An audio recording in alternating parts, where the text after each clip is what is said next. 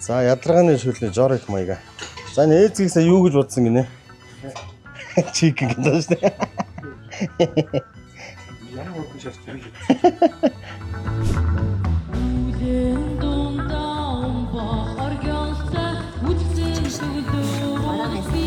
Бараанаас хойш тий.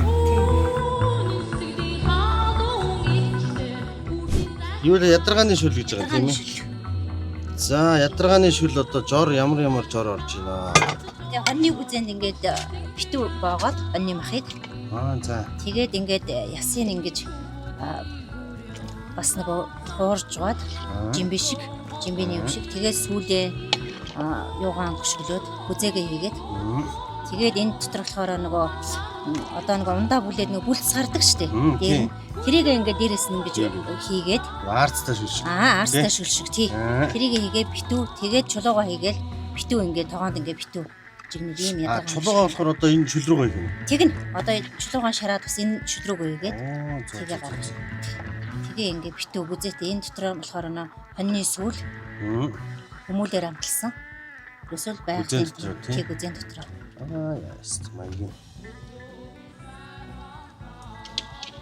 Маягийн яг ийм бол хийж байгаа юм да. Энэ зам манай Баянгор аймгийн богдсон түүхт 100 жил яваад тэмдэглэх гэж байна. Тэгээ цэцэг ихч маань 100 жил одоо ирсэн одоо наадамч олонцч одоо энэ гоё маш нарийн жороор хийгдсэн гоё энэ хоолоос хийж өгнө. Тэгээ та бүх маань манай богдсон 100 жил яваад сайхан оролцоорой. Та бүхнийг урьж байна. Цумдаа ирсэн байна.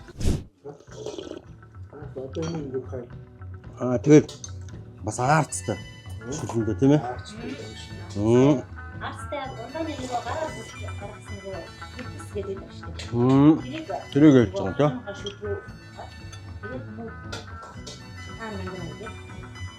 тийм. Хүмүүс яа.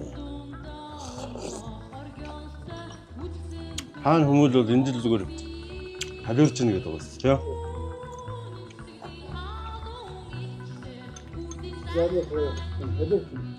Тийм.